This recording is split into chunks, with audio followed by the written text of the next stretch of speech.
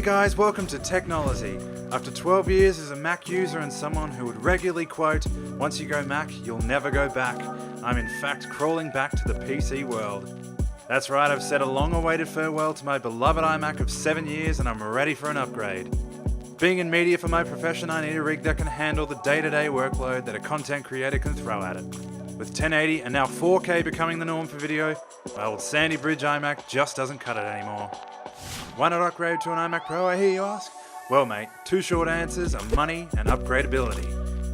No doubt out of the box a brand new iMac Pro would do the trick, but one, it's $7,300 for the base rig. Two, in 5 or even less years, as always, technology will upgrade and I'll be in the same boat I am now.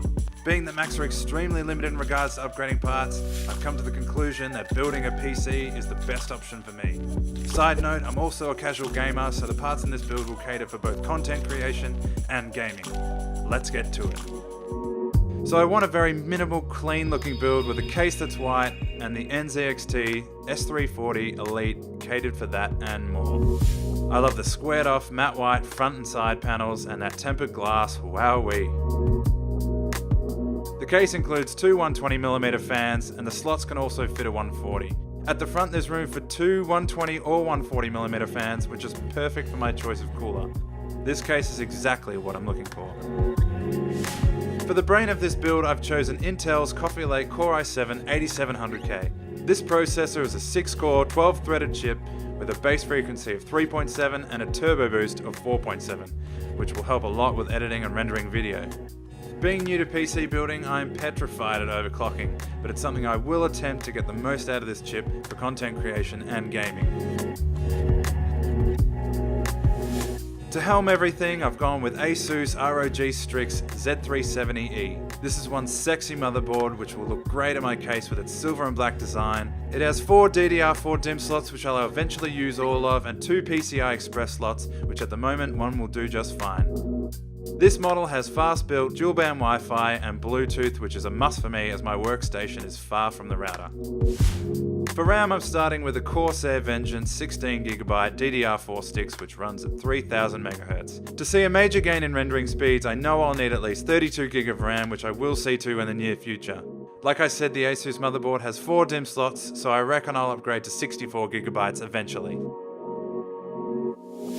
To keep the CPU cool, I've decided on Corsair's H115i. This is an all-in-one liquid cooler equipped with two 140mm fans which run super quiet. As I plan on overclocking the 8700K, I need a cooler that will allow me to push it. This was easily the most stressful part of the install. During filming, I reckon it took me 10 times to gather the courage to put the bloody thing on.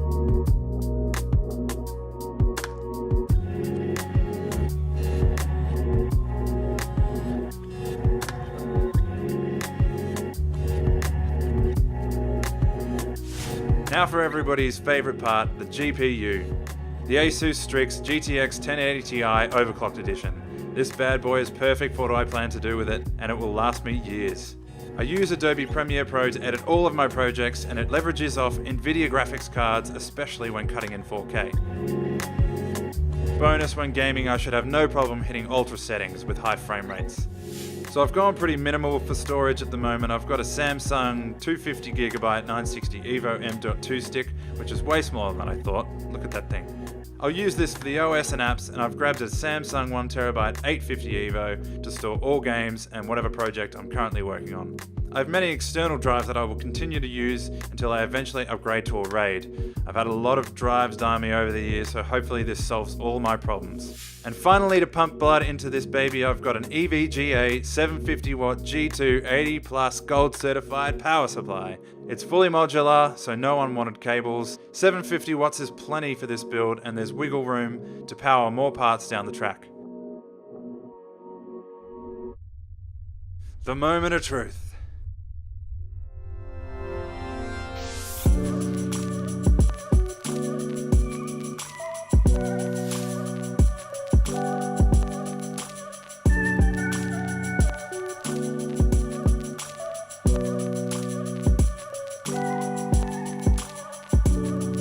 So that's it guys, I hope you enjoyed watching me on my first PC build journey. I've got to say it wasn't as daunting as I expected apart from mounting the liquid cooler of course, and also cable management was a bit of a bitch, but I got the side panel shut. Just. I'd love to know what you guys think, so leave a comment or feel free to ask me any questions. So stay tuned and subscribe for more updates on how this build benchmarks, and I will attempt overclocking, so fingers crossed I upload a successful video and not a fail video. Catch you later.